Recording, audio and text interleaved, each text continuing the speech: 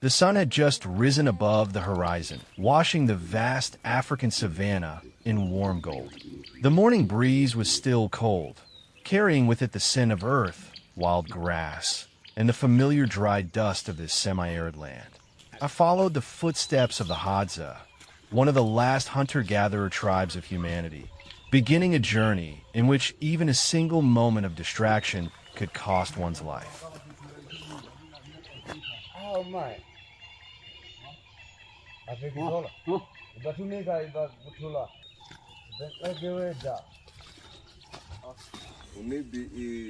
Amid the early birdsong, the Hadza men sat in a circle, checking each bough and sharpening arrowheads coated with the toxic resin of the Adenium plant.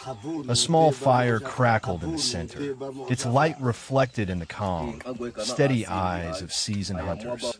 No one urged anyone else. Every movement held the confidence of those who had done this all their lives. This was their morning ritual, the beginning of a day when they must once again battle the harshness of the wild to secure a meal for the entire community.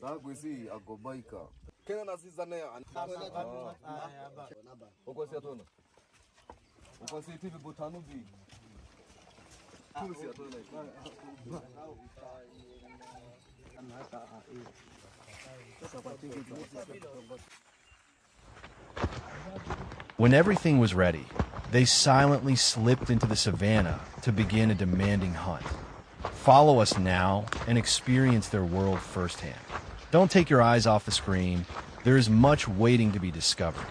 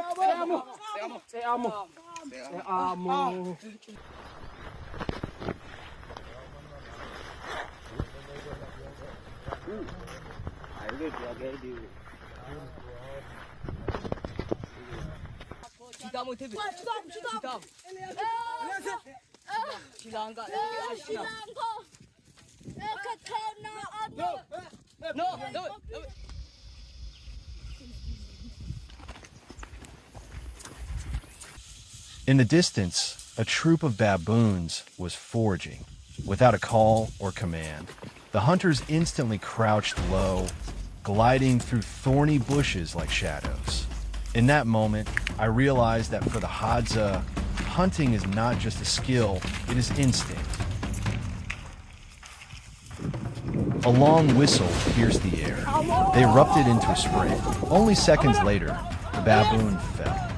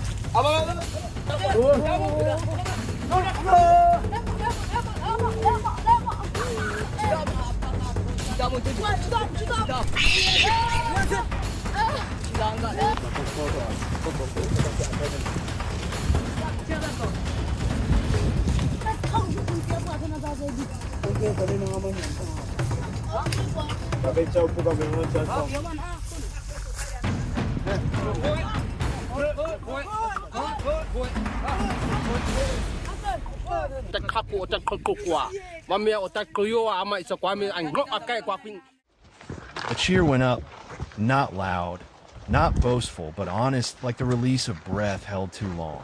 In their eyes was gratitude for the animal and relief that today's food was secured.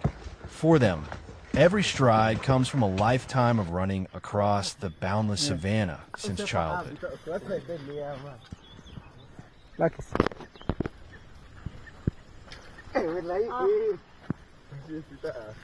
We continued deeper into the forest. Today we'll have honey, one hunter told me, his voice gleeful like a child's.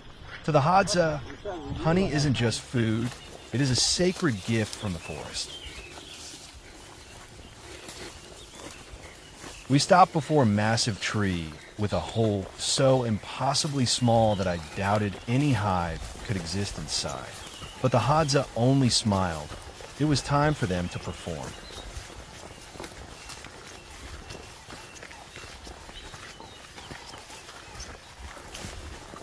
Using dry branches, they created smoke to calm the bees, then began chiseling deeper into the tree.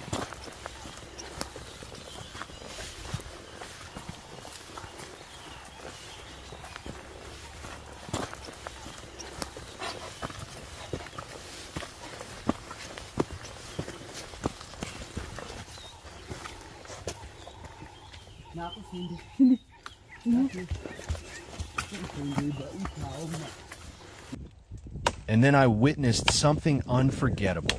A Hadza man pressing his mouth to the hive, drinking the thick, golden honey even as bees crawled across his lips. No flinching, no fear.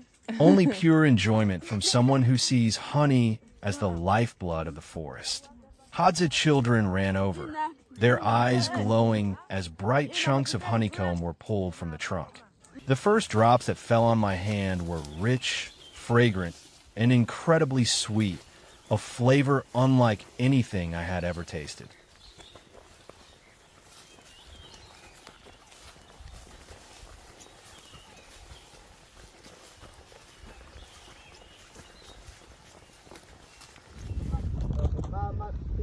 When the sun dipped toward the horizon, we returned to camp. In the pale purple of dusk, the Hadza laid out the day's offerings: roasted baboon meat and wild honey, the gifts nature had granted them.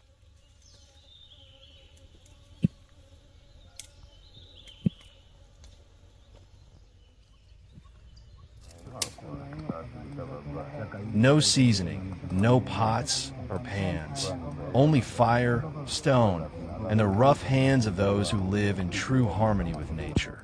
The charred meat was brushed with a thin layer of golden honey, an odd combination at first glance. Yet its taste startled me with its uniqueness. Fatty, sweet, wild, as if I were eating the very soul of the forest. Around the fire, adults retold the thrilling chase. Children laughed loudly, and I sat quietly watching the flickering flames, realizing I had touched something ancient and profoundly real.